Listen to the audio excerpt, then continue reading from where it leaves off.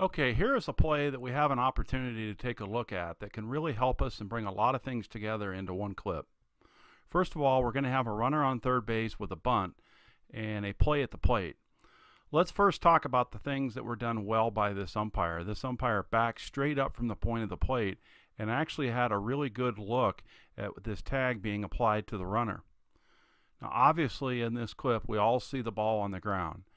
You may have to see the clip a second time to know that the catcher did not take the ball out of his glove voluntarily. There was no voluntary release, and he certainly wasn't taking it out on the exchange.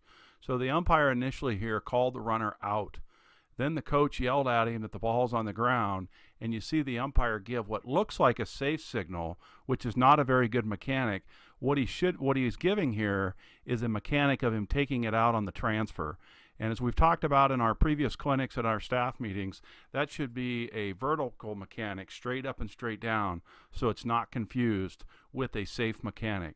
Okay, let's go ahead and take a look at this again here. Have an umpire that gets down. You're going to have a bunt with a runner on third base. The umpire does a nice job backing straight up from the point here. Okay, there's no fair foul, and he can see this tag applied. Now, whether he got the call out or safe, correct or incorrect, is really a moot point here. But he quickly decides that the catcher is taking it out on the transfer, which is not correct. Now, let's take note here of the base umpire. As you watch this clip a couple times, this base umpire on the play at the plate had his eyes on the plate at the whole time. So this umpire knows right now, standing out on the bases, that this plate umpire is given an incorrect ruling here. Now, under getting the call right in the appendix in the back of the rule book, this is one of the plays that a non-calling official should come in and get a hold of the calling official unsolicited on whether a ball was caught or dropped or bobbled. And in this situation, it certainly was. This base umpire should immediately come in and alert the plate umpire, hey, I have information that you need here.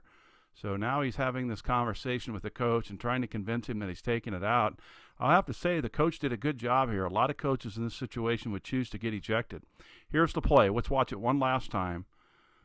Plate umpire backs up from the point of the plate. No fair foul. Play at the plate, and you can see the catcher never had the ball. So what we need to have here as a plate umpire is proper use of eyes. We need to see the ball go into the mitt. We need to see the tag applied.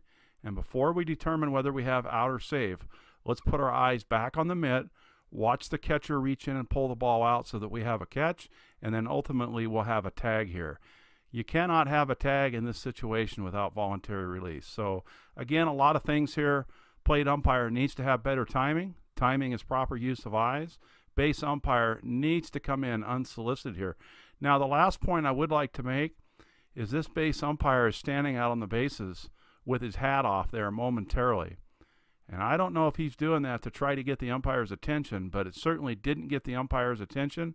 And this base umpire should immediately be coming into the plate umpire right after he calls this guy out and says, hey, I have information here that you need.